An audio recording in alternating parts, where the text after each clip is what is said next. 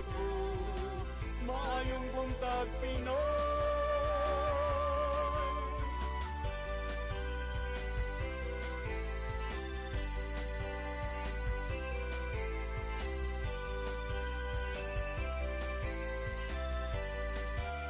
Ang katutulungan sa mga katawhan. Hello Cebu,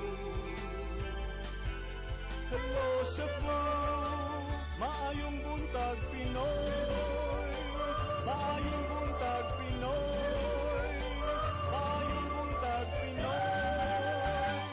Hello Cebu, maing Buntag Pinoy. Adlaw kanong nga Lunes, Disyembre 4, 2023. Sama sa nandang ng Lunes, among ipakita kaninyo kini mga front pages sa mga pamantalaan lokal ug national ug mukutlo sab kami pipila ka mga balita sa among mga pamantalaan. Mag-iskut-iskut kami sa mga butang nga may labot ang lungsod.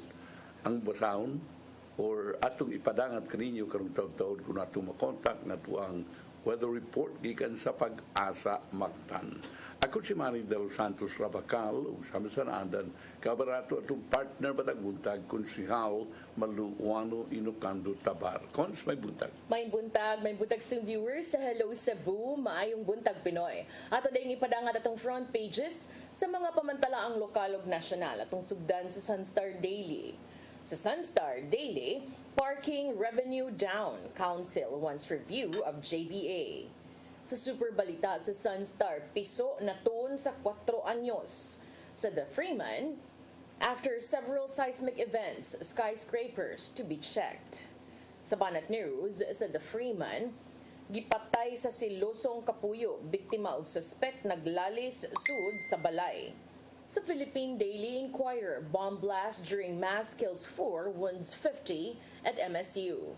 Sa Philippine Star, terrorists eyed in MSU bombing. Sa Manila Bulletin, at least 4 dead, scores hurt in Marawi school blast. NCR placed on heightened alert status.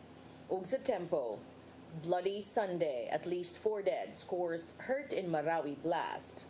Maugatong front pages sa mga pamantalaang lokal ug nasyonal. Sa mong pagbalik, doon na may ipaila-ila sab kaninyo nga atong pinasidunggang dinapit. Please stand by. Hello Cebu, hello Cebu, maayong buntag Pinoy, maayong buntag Pinoy, maayong buntag Pinoy. Parang sa Hello Cebu, may Buntag Pinoy. Kons? Yes, karong buntaga doon na tay bisita pero murag mausab ni ato ang mga pinulungan ron kay di man ni kasabot og binisayan. Okay. So ato ani siyang para sa atong guests, and I think a lot of our viewers will be very interested.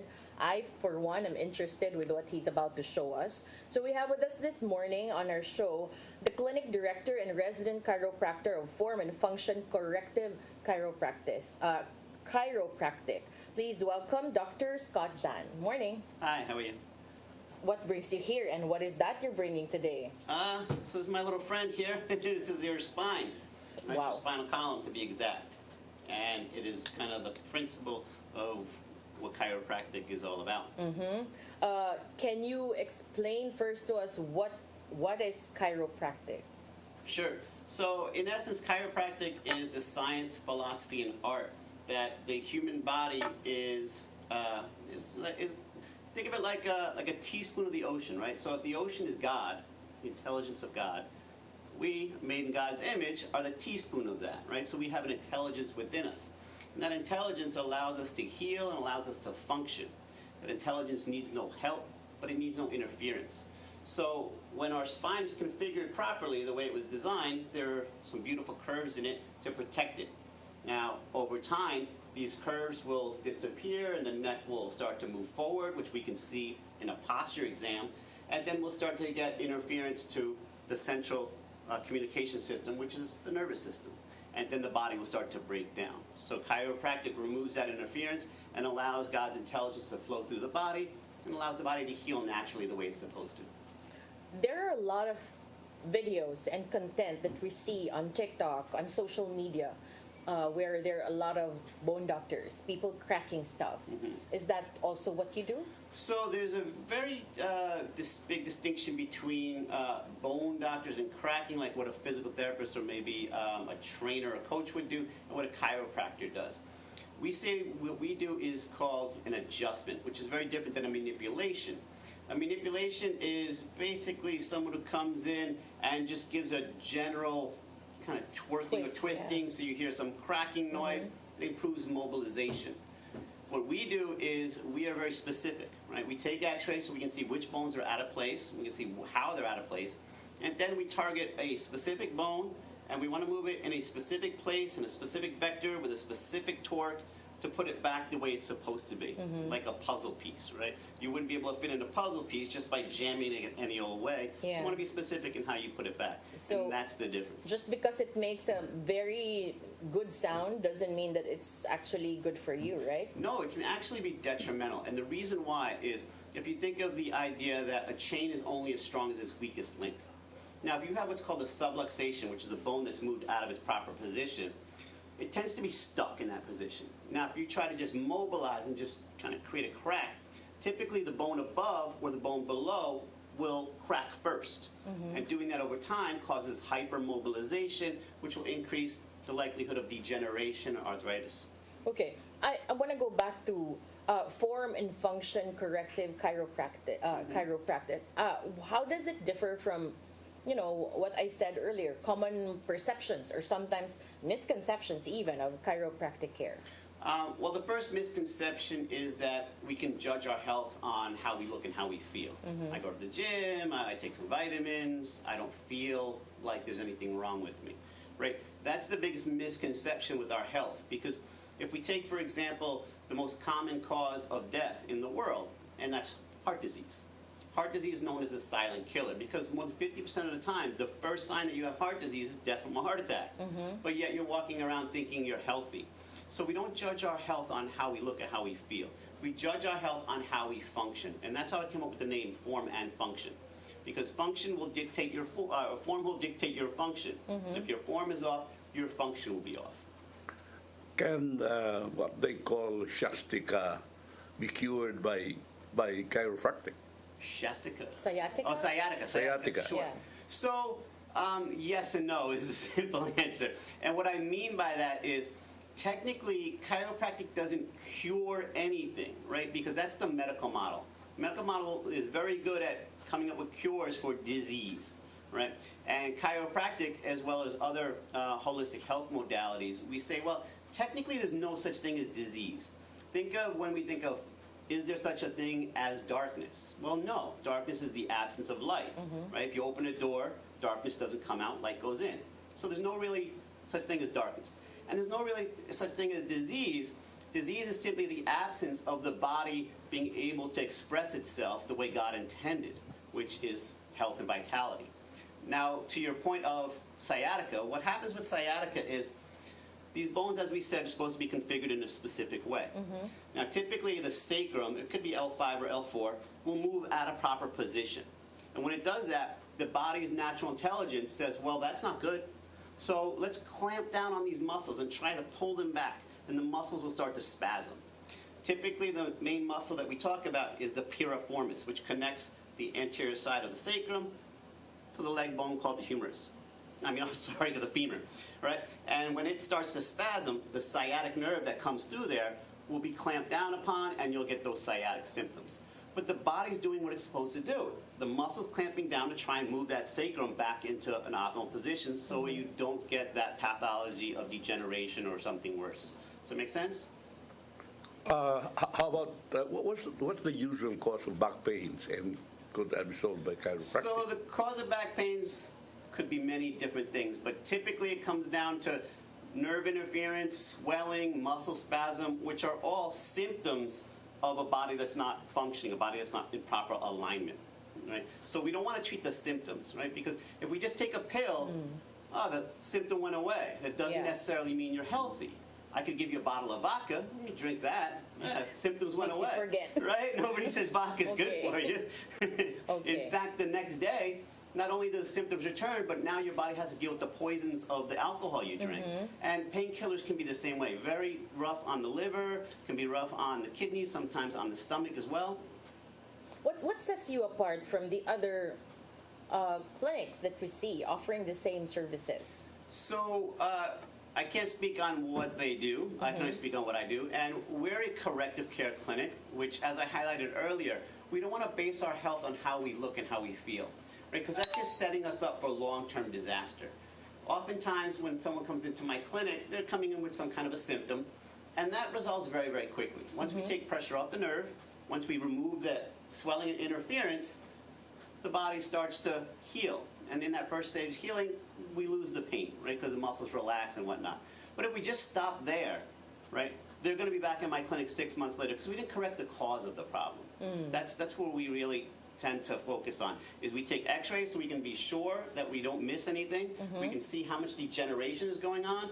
We can say that with somewhat of confidence that this is going on a lot longer than your symptoms because of the configuration and deterioration of your spine. And then we can be very specific in how we correct it. You mentioned earlier about the posture check. How do you do that? Like, do you just look at the person and you know that there's something wrong with the way they stand, or? So we use a computerized system, right? We take two pictures, one from the front and one from the side.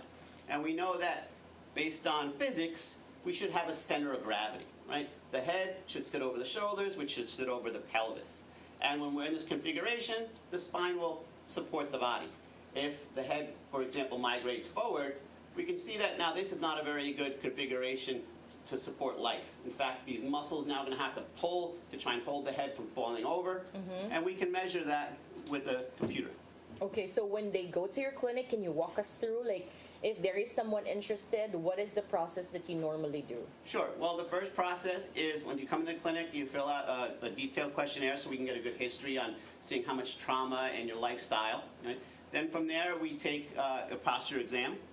And then from there, we also do what we call balance scales. We put you on some balance scales, and we see, does your weight distribution equal right and left? Or are you favoring one side? Think of like a car that needs a wheel alignment.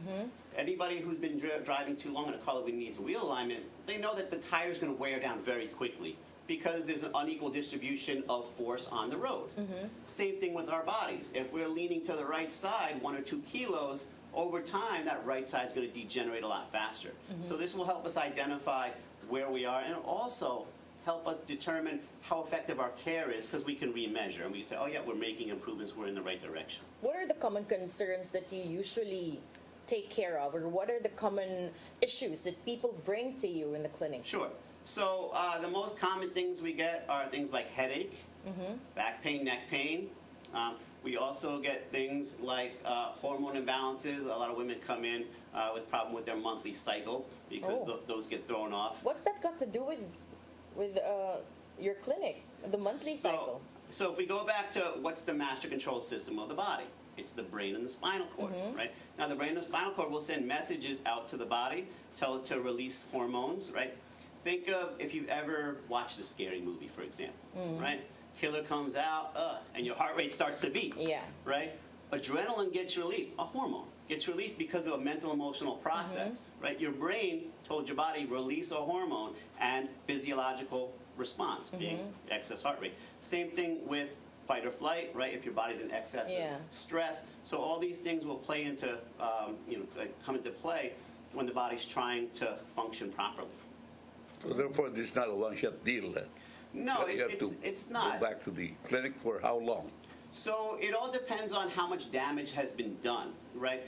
It's kind of like saying, is going to the gym a one-shot deal, or is going to my dentist a one-shot deal? Unfortunately, nobody had to go to the dentist when they were back caveman days because they had a very different diet and a different lifestyle. But today, due to our modern diet, right, we have to brush our teeth on a regular basis because it's an unnatural diet. Same thing with our lifestyles.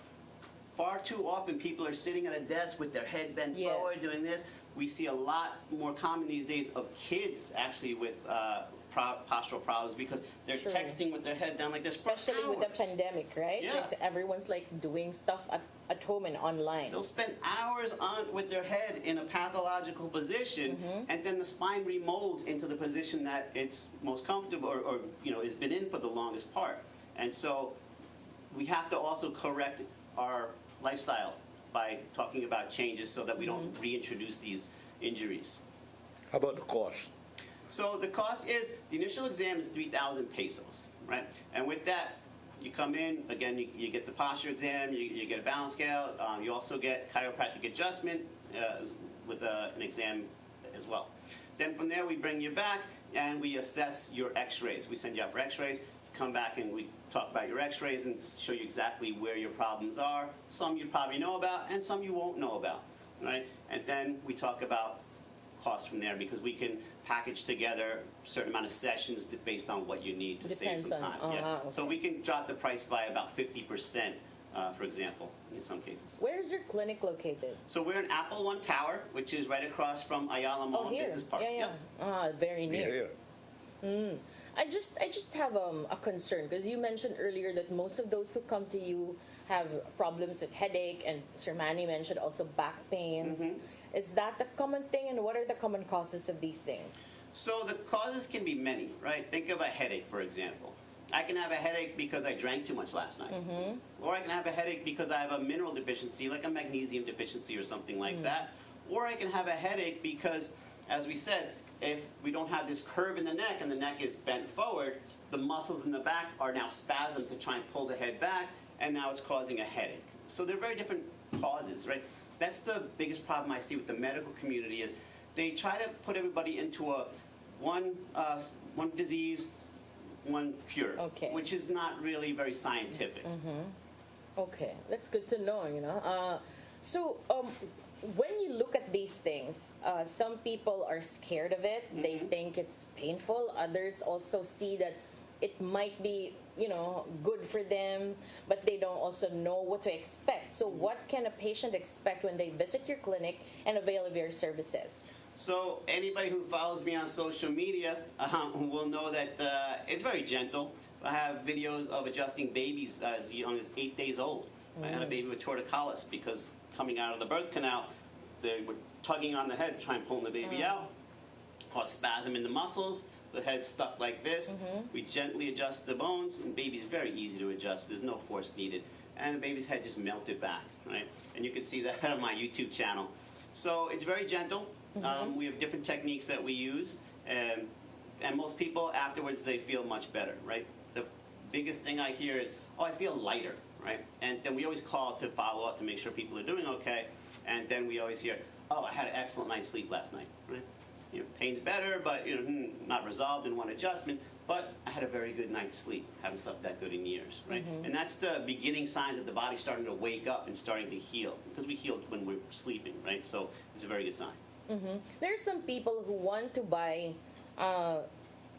stuff like back support to help them in their posture. Is that good for them, or will that also make matters worse? So it's good and bad. You think of the back supports almost like a crutch. Sometimes it's necessary until we can get the body functioning properly, right? Just like when you break a leg, you need some crutches until the body heals itself. So once we can get the core muscles strong enough to support the body, and once we can put the body in proper alignment so it doesn't take as much energy to sit upright, then we'd like to move away from that. Right? But if we constantly use it, the body's always going to try and be as efficient as possible. And if there's an external support system, the body's going to say, well, I guess I don't need these muscles to do that job, and they're going to get weaker, and that's not what we want. How do you also ensure that patients are fit for your services, and especially those who have a lot of health issues? So we always do an exam, and we send people out for x-rays so we can see things like if they have calcification in some of their arteries, which may not be a good candidate for adjustment. We talk to them about a history, see if they had maybe like scars that haven't healed right or whatnot. But for the most part, chiropractic is very safe, right? It's the largest, fastest growing holistic healthcare in the world.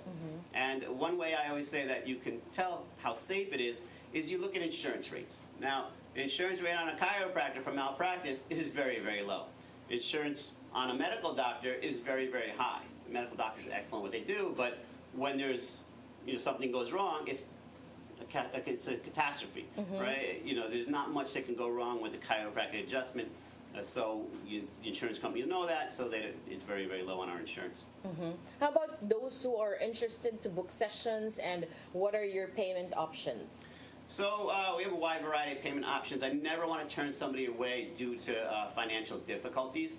Again, as you come in, we have to discuss what your situation is, how often you can come in, how much care you need, right? Because I can't just tell just by looking at somebody if they need one adjustment or they need 100 adjustments, right? It really comes down to how bad the body is, how much it's already broken down before we get to the problem. What do they need to do if they want to reach out to you? Do you have a social media page or a number for them to call? Sure. You can reach out to us on a number of ways, whether it's Instagram, Facebook. You can call our clinic directly. We're Form and Function. I think we have the information somewhere. We'll show you later.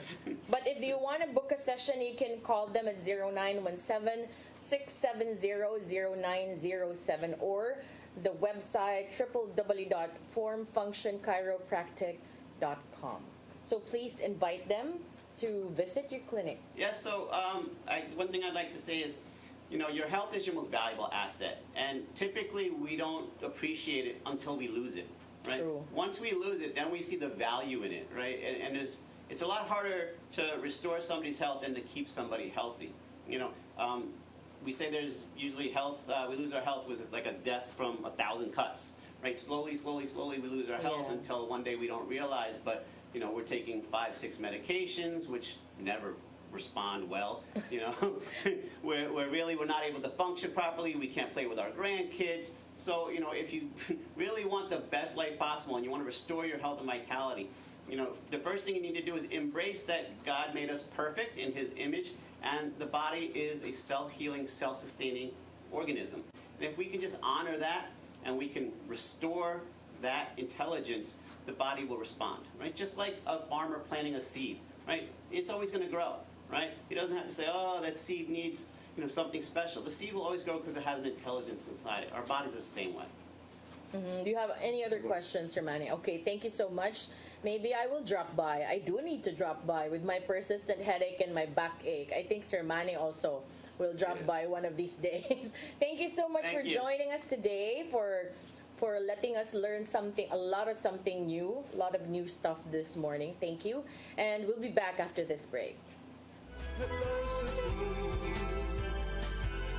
Hello Cebu, maayong buntag Pinoy, maayong buntag Pinoy, maayong buntag Pinoy. Para sa Hello Cebu, maning buntag Pinoy, grabe kon Bloody Sunday yun tinoon.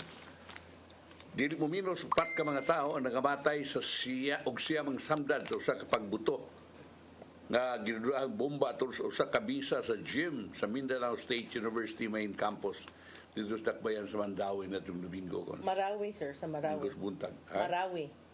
Marawi. Sa Mandawi. Dito sa Marawi. Kining si Colonel Jean Fajardo, hepe sa Public Information Office sa Philippine National Police, unang ikutlo sa taho. Uman sa insidente nga tulo ang patay apan sa pagkahapon upat ng ihap sa nangamatay. Si Police Regional Office in the Bangsamoro Autonomous Region in Muslim Mindanao, con PRO BARM Director Brigadier General Alan Nobleza Mingon, na nahitabo ang pagpabuto alas 7:40 sa buntag, sud sa Dimaporo Gymnasium sa MSU, samtang adunay nagpadayon nga misa Catholic Mass gyud. Matun niya ilang gisusi kung unsa ang eksplosibo gigamit. Dugan ni Nobleza ang ilang gisusi ang posibleng koneksyon sa Daula Islamia sa mga insidente. Niadtong Disyembre 1, 11 ka mga sakop sa teroristang grupo Lakip ang gideklarar nga amir ni ini nga si Abdullah Sapal ang napatay sa kaopinsibas militar sa Dato Hofer ang Patuan, Maguindanao del Sur. So, muhog siya Bausto. So, sa kapahayag, ikondinar sa MSU ang insidente. Gipasiligan ini ang pagpahamtang ug mga lakang aron kapanalipdan ng mga estudyante magtutudlo kawadi suspenso ang mga klase o tanang akademikong kalihukan sa MSU sud sa dugang nga pahibaw. Ang MSU ingon nga kini magbutang og dugang nga security personnel sa campus sa hugot nga koordinasyon sa lokal nga gobyerno. Muna, kining gihapon, padayon gihapon nining bumba-bumba. Noon, dito sa Mindanao ni, o hinaot pang mahunong na total na naman na diha, gihatag naman nilang barm. O ilabot nga rakon, itong miaging pilakaadlaw, ganit na itong Domingo sa daghan pa kayo ng mga aftershocks. No? Usa ka usog galidog, nga bintala og magnitude 7.4 sa Richter scale, ang igo sa pipila ka mga rapid sa Surigao del Sur datong Domingo sa Buntag, Disyembre 3. Kuban unang linog ni tala og magnitude 6.9 sa alas 10:37 sa gabi natong Sabado, Naka-feel ka ato, sir? Naka-feel ka? Wa man kuno sa syudad kon ang Talisay na ako no. Naka-feel ko. Ano Dili? time? Oh, dili ka ay siya kusog. Pero dugay siya na wagtang. Some parts of Cebu. Di ay ang ato na ibaw ang Talisay, Argao, hasta din Cebu City. At no, di ay ilang i-mention man kon. Sa Pivolks, ang epicenter sa linog nasa 30 kilometers sa Birang Sidlakan sa lungsod sa Hinatuan, Surigao del Sur. Ang sunod-sunod ug uban pagdagkong linog ni sunod sa samang dapit. Sa alas 4 sa kadlawon sa Domingo, Disyembre 3, kanselar usab sa Pivolks ang tsunami warning nga giluwatan ini sayo sa alas 10:37 sa gabi alang sa mga tawo nga nagpuyos kabaybayunan sa Surigao del Sur ug Davao Oriental. Alas 10:37 sa gabi ang linog nabatyagan usab sa Sugbo, nabati sa gikatahong intensity 7 sa Tandag City, Surigao del Sur, intensity 6 sa Bislig City, Surigao del Sur, intensity 5 sa Cagayan de Oro City, Dabunturan, Davao de Oro ug Davao City. Gikataho usab kini sa intensity 4 sa Duero ug Garcia, Hernandez, Bohol, Mandawi City ug sugid ay Mandawi City, Cebu, intensity 4. Alang-alang alang-alang Mandawi City ni. Alang-alang Baybay City, Burawin, Dulag, Hilongos, Haro, Javier, Hulita, La Paz, MacArthur, Mahaplag, Mayorga, Palo, Pastrana, Santa Fe, Tanawan ug Tolosa, Leyte. Tacloban City, Anahawan, Buntok, Hinunangan, Hinundayan, Liluan, Limasawa, Malitbog, Padre Burgos, San Francisco, San Juan, Silago ug Sugod, Southern Leyte. Alabel ug Malungon sa Sarangani, Tupi sa Surigao, sa South Cotabato ug Surigao City, Surigao del Norte. Grabe gikataho kini sa intensity 3 sa Tagbilan City, Bohol, Leyte, Dapitan City, Zamboanga del Norte, Molave, Zamboanga del Sur, San Fernando, Bukidnon, Kinapawan, Cotabato, Glan, Kiamba, Maasin ug Malapatan, Sarangani, Banga, Coronadal City, South Cotabato, General Santos City. Presidente Quirino, Sultan Kudarat, Dato Odin, Sinsuat ug Sultan Kudarat, Maguindanao ug Cotabato City. Apil sa nandiyan ang kuangkons, ang General Santos. Ang pagtayog anaa sa intensity 2 sa Argao, Cebu, Kalubian, Leyte, Dipolog City, Zamboanga del Norte, Santo Niño, South Cotabato, Esperanza ug Calamansig, Sultan Kudarat. Intensity 1 kini sa Lake Cebu sa South Cotabato. Sa instrumental intensities ang Fevels niyon nga sa Central Visayas nakasinati kini sa intensity 3 sa lungsod sa Argao, Cebu, intensity 2 sa Tagbilaran ug Talibon, Bohol, Danao City ug Talisay City sa Sugbo ug intensity 1 sa Asturias ug Liloan, Cebu ug Sibulan, Negros Oriental. Misunod usab ang ubang medyo dakong linog lakip nini alas 12 o 3 sa udto nitong Domingo, Disyembre 3, usa ka magnitude 6.1 nga linog nga sa gilaw mo nga usa ka kilometrong igo sa biharang sidlakan sa Lingig, Zamboanga del Sur. dito sa inyo ako sa dito, Mandawi naman dapit ninyo ha. Talamban, Banilad, Mandawi area. So, mauni nga grabe kayong coverage because it's really strong. Dili ni ordinaryo nga linog kung magnitude 7.4 ka na. The last time na diha tayo kusog-kusog was pinato 5 to, no? Katong natagak ang naguba ang Santo Niño. More dili man katong October 15 quake. O 5.5. I'll check. O okay, murag kidungaw tong atuwa dire. Pero kusog. Dili living na 7.4. Unya That was 7.2. ang atuwa din yan ito. Yes. Wow. Nakuha ko na ito. Katong sa Bohol, 7.2. Oo. Sa Bohol, 7.2 including Cebu. Katong man tong 7.2 na quake na naabot dire. Oo. Siyang kakusog. Anyway, karon mauni ang magbantay gyud mo ha kay niadto biya ang bagyong Udet, Disyembre to, niya karon linog ang sanwari. Di ay atong nahipos ng kasayuran nga tulo na lang kasimana sa di pang adlaw sa Pasko ang konsehos nagbayan Sugbo ang mupatawag og budget hearing aron masayran gikan sa buhatan sa City Treasurer kung doon na pa may pundo alang sa gisugyot nga 35,000 pesos nga bonus alang sa mga regular o casual nga empleyado ingon man elected officials og 10,000 nga gratuity pay alang sa job order personnel. Sa paghinabis telepono nitong Domingo, si City Councilor Noel Wenceslao, Committee on Budget and Management Chairman ng kanayon, nagkonseho mupatawa og special session karong adlaw aron muhangyo og budget hearing for sure. Naadyo mahatag. But as the 35,000 pesos, di ko maka-assure na kay it needs a collective decision from the council. Matod ni Wenceslao, muna na galaot, inyo na nag-isaad. Ang Cebu City Government, adunay 1,345. Kinsa may nagsaad ato? No, may rama. Siya raman nagsaad.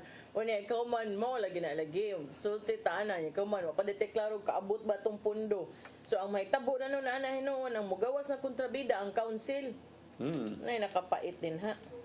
Ang Cebu City Government, adunay 1,345 ka mga empleyado, 3,000 ka mga casual, 3,000 ka mga JO.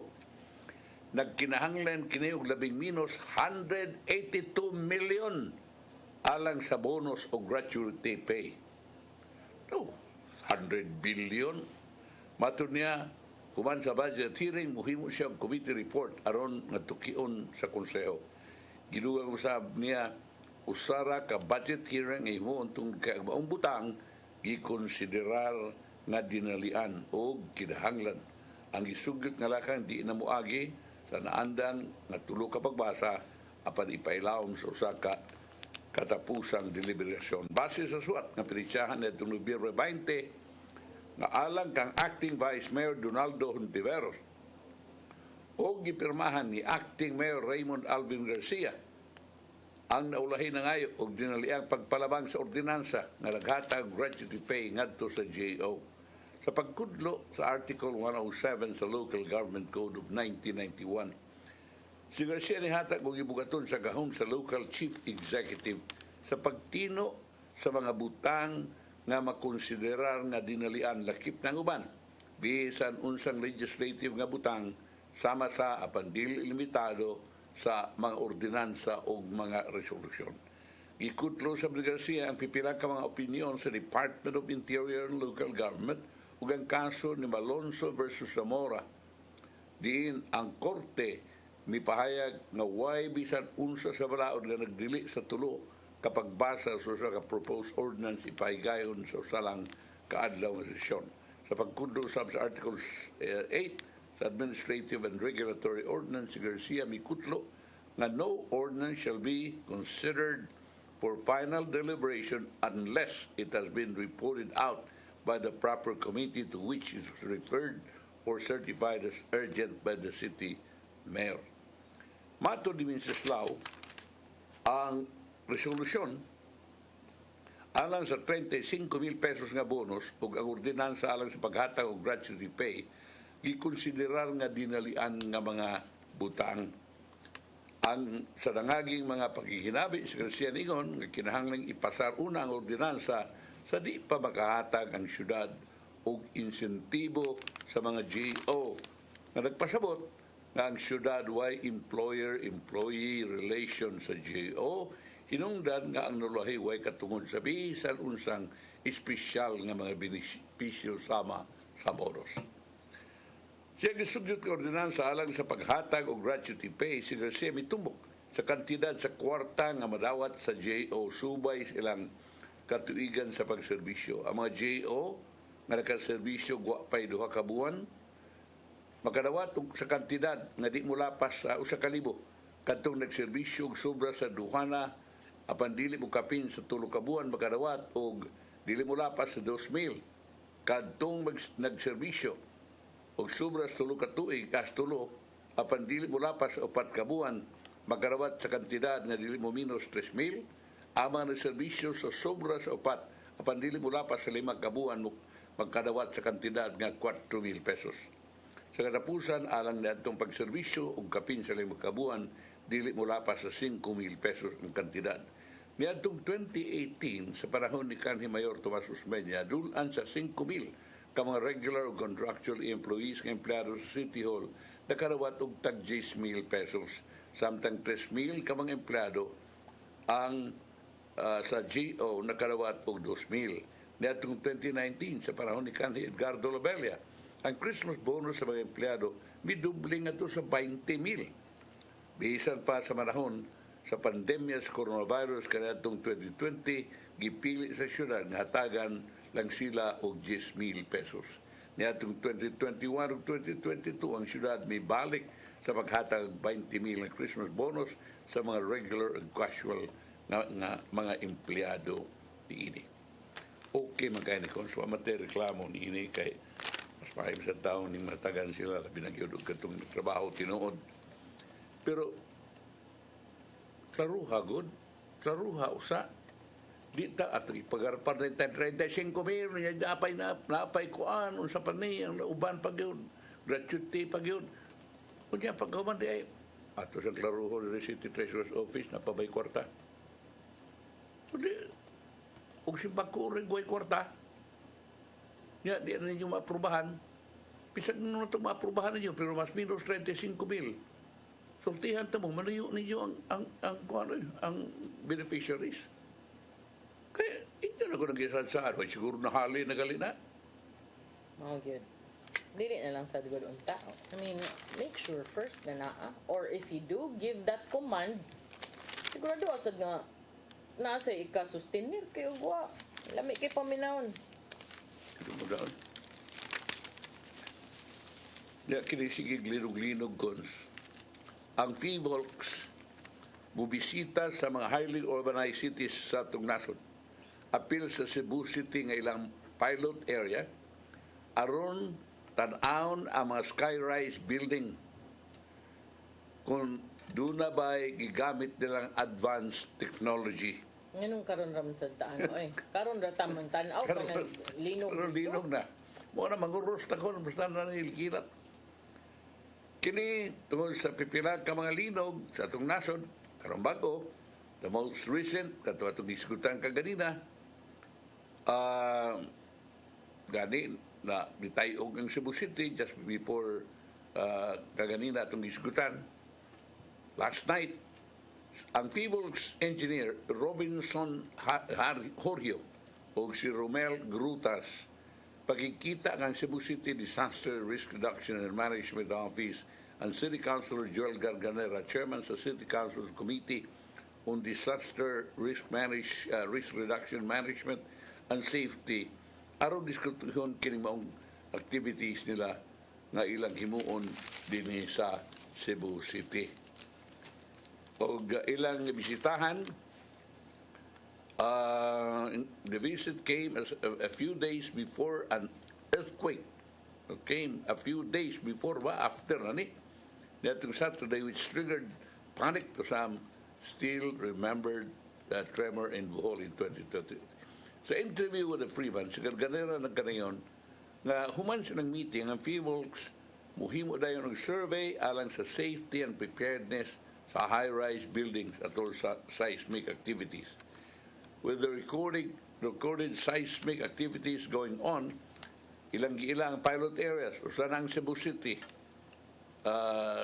sa Sugbo, those with skyscrapers or high-rise buildings. Siya nagkanayon ng FIVOLCS, doon na equipment, mag-set up ko ng equipment sa Cebu City Hall grounds to assess seismic activities. Kay, on a daily basis, doon naman yun tayo earthquake. Kay ang magnitude, dili lang dangerous. He said that in January 2024, FIVOLCS will inspect the buildings in the city, especially kadtong mga business process outsourcing companies. By next month, tanang buildings diri sa Cebu City, they are going to do some inspection. They are going to put up some equipment, not just on the ground, but also in the structure itself.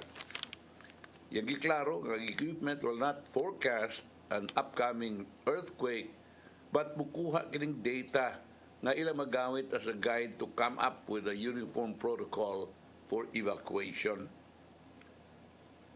There will be a uniform protocol on pag-evacuate, like for example, magnitude earthquake 5 or 6. These are controllable, but these are magnitude sa ground, but then you are on top of the building, that's a different story. Bonang kalakiha, ilan ng tanahon kung swerte itong 10 years old, kaya klase, bahay lang double time, sculpture yun, mo ingon sa mga klase man din eh. Anyway, basta ang atong nahibawan nining ilang inspeksyon nun, niya doon na sila equipment nga para niini. Dito naman na ito yung mas main ato nang gigamit ka dito pa. O ari sa tanining murag nagkagubot sa ring night market kay nahibawan man ko nga kana ding nag-operate diha ingon sa way labot ng sirad Sugbuan ni amo man ang organizer sa Cebu City Colon Night Market kagahapon mi klaro na nagulikta sila 200 pesos sa may appeal ng mga vendors para sa pag-maintain sa mga dapit.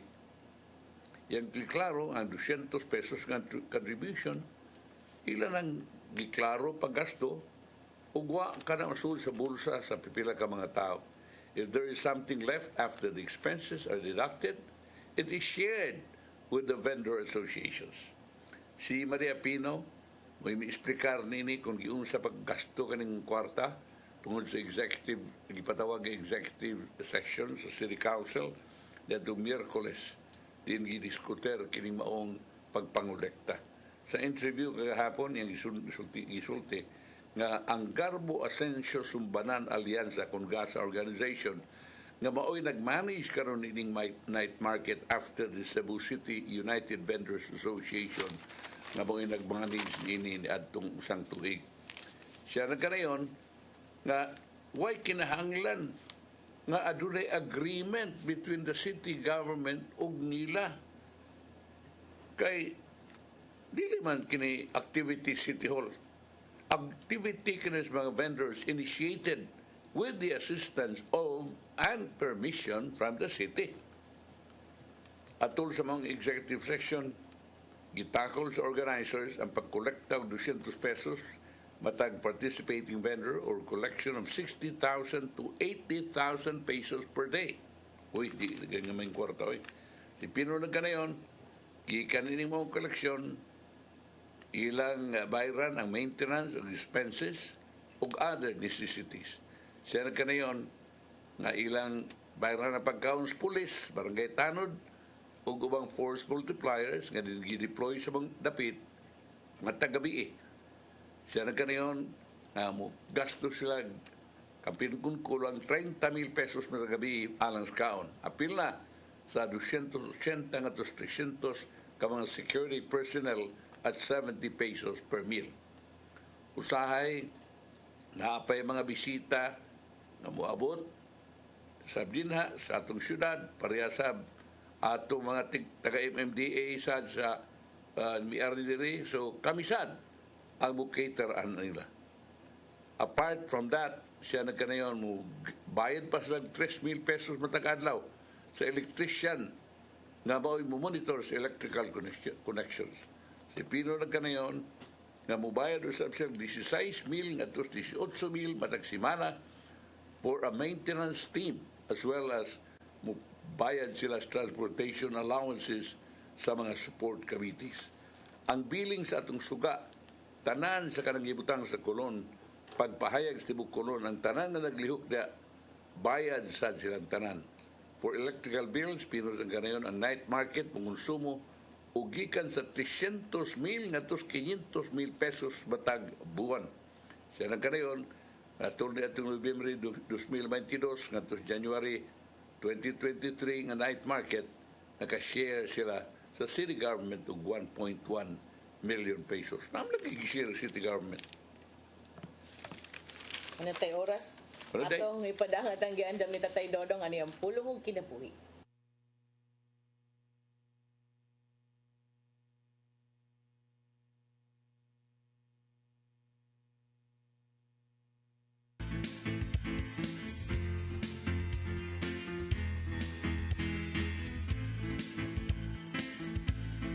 Ang pulong mo, ang diwag sa galanggo. Sa unsang paagi nga kita makasulod sa ginharian sa Ginoo. Sa iyang pagsangyaw sa mayong balita, si Jesus mihatag nining duha ka kondisyon. Repent and believe. Kung moduol kita sa Ginoo, ug basulan ang atong mga sala, ug mutuo kita sa iyang mensahe sa Ebanghelyo, makabaton kita grasya ug gahom nga magpuyo og bag-ong kinabuhi aron mahimong sakop sa iyang ginharian.